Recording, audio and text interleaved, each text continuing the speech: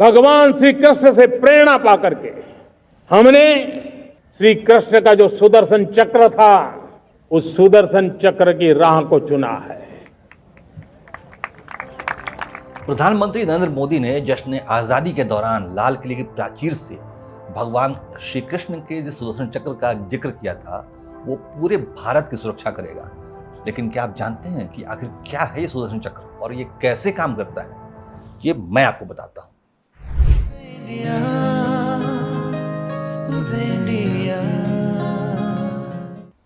नमस्कार, उदय India digital में स्वागत है आपका। मैं हूं अंशुमान आनंद। हर एक भारतवासी को सुरक्षित महसूस करना चाहिए, ये आह्वान प्रधानमंत्री नरेंद्र मोदी ने स्वतंत्रता दिवस के मौके पर किया है और इसके लिए 10 साल का समय सुनिश्चित किया गया है, यानी कि साल 2035 तक स्वदेशी तकनीकी विकास के माध्यम से भारत के महत्वपूर्ण प्रतिष्ठानों की सुरक्षा कवच को मजबूत किया जाएगा। इस तंत्र के निर्माण के लिए जरूरी रिसर्च, डेवलपमेंट और डिजाइन भारत में ही तैयार किया जाएगा और ये एक आकाशीय सुरक्षा कवच होगा जो कि दुश्मन की मिसाइल या हवाई हमलों को रोकने में पूरी तरह से सक्षम होगा। ऑपरेशन सिंदूर के बाद भारत पाकिस्तान में छिड़ी जंग के दौरान हमने देखा था कि पाकिस्तान ने अपने ड्रोन्स, मिसाइलों और लड़ाकू विमानों को भारत पर हमला करने के लिए भेजा था, लेकिन उनमें से कोई भी भारत की पवित्र सरजमी को छू तक नहीं पाया था, बस उनके मलबे ही मिले थे। भारत के इंटीग्रेटेड कमांड, एयर कमांड और कंट्रोल सिस्टम यानी IACCS के जरिए भारत ने पाकिस्तान के आसमानी हमलों को सफलतापूर्वक नाकाम किया। पीएम मोदी ने जिस सुदर्शन चक्र को विकसित करने का ऐलान किया है, वो IACCS के आधार पर ही विकसित किया जाएगा। सुदर्शन चक्र में अत्याधुनिक निगरानी, इंटरसेप्शन और स्ट्राइक की क्षमता मौजूद रहेगी। ये हवा में, जमीन पर और यहाँ तक कि साइबर स्पेस में होने वाले किसी भी हमले को रोकने में सक्षम होगा। सुदर्शन चक्र की क्षमताएं पारंपरिक मिसाइल डिफेंस सिस्टम से बहुत ज्यादा होंगी। इनका नियंत्रण चीफ ऑफ डिफेंस स्टाफ के माध्यम से होगा। भारत का यह सुदर्शन चक्र कैसे काम करेगा, इसकी एक झलक एरो इंडिया शो 2025 के दौरान दिखाई दी थी, जब उदय इंडिया के कैमरे पर DRDO के director general electronics and communication system doctor BK दास ने रक्षा कवच के बारे में जानकारी प्रदान की थी। ये देखिए, ये इसको कहते हैं रक्षा कवच। इसको जो होता है, अगर दुश्मन से हमें बचना है तो सबसे पहले हमें पता होना चाहिए कि कहाँ कहाँ क्या रखा हुआ है, जिसको कहते हैं surveillance. So the first level of surveillance हम जो करते हैं, आप ऊपर एक सैटेलाइट देख रहे हैं, सैटेलाइट से पहला सर्वेलेंस होता है सारा EW सिग्नेचर्स का, और ऊपर एक नेत्रा बोल के है AEWNC सर्वेलेंस प्लेटफॉर्म, उससे रडार भी है, प्राइमरी रडार भी है, electro optics, EW, ESM, Netra उसमें से आता है। और यह है UAV, unmanned armed vehicle Rustam, तो उसमें से भी सारा पिक्चराइजेशन और एरिया होता है। ये सारा चीज़ से हमको सर्वेलेंस हो जाता है।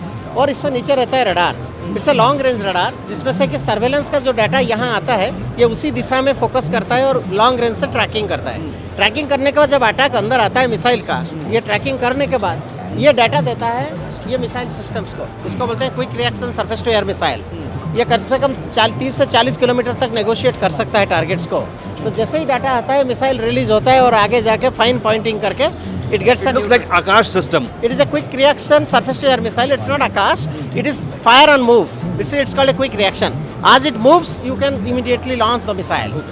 इसके साथ ही हमारा अटैक है उधर, आप देख रहे हैं, it's a tank from where you get all the ammunitions 155 mm and all that negotiates. और जब तक वो खत्म हो जाता है, सेंटर में जो रखा हुआ है, इसमें से हम RF रेडिएशन छोड़ते हैं, इसको कहते हैं सॉफ्ट किल। तो ये RF रेडिएशन में सारा इलेक्ट्रॉनिक्स एनिमी का खराब हो जाता है।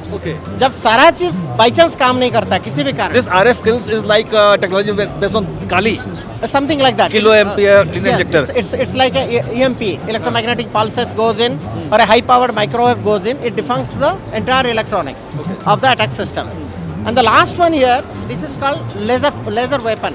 You can see that it's a very fine beam accuracy laser pointer. It throws the laser beam onto the missiles or onto the drone, and with the fine pointing laser, it creates a fireworks and it makes the systems to burn. So this is called a 3-layer defense system. DRDO के director general BK Das ji ने जिस रक्षा कवच के बारे में अभी बताया था, वो सुदर्शन चक्र का एक छोटा रूप है और इसकी तुलना आप इजराइल के आयरन डोम या अमेरिका के गोल्डन डोम से भी कर सकते हैं, जिस गोल्डन डोम के लिए ट्रंप ने 175 अरब डॉलर की भारी भरकम लागत तय कर रखी है। अब हमारे पीएम मोदी ने जिस सुदर्शन चक्र का जिक्र किया है, वो पूरी तरह से स्वदेशी होगा और इसकी ज़रूरत काफ़ी समय से महसूस की जा रही थी, क्योंकि वर्तमान काल में युद्ध के तरीके बदल रहे हैं। इसको देखते हुए सैन्य और तकनीकी रक्षा कवच को और मजबूत बनाया जाना जरूरी हो गया था। सुदर्शन चक्र के निर्माण में भारत की DRDO जैसी प्रतिष्ठित अनुसंधान इकाइयों, रक्षा प्रतिष्ठानों और निजी क्षेत्र की सहभागिता सक्रियता देखने को मिलेगी। हमारा सुदर्शन चक्र आकाश एंटी मिसाइल सिस्टम S-400 और QR-SAM जैसी मौजूदा प्रणालियों के साथ लेजर इंटरसेप्टर जैसी भविष्य की ताकत से संचालित होने वाली एक संयुक्त रक्षा प्रणाली की भूमिका निभाएगा। जय हिंद, जय भारत।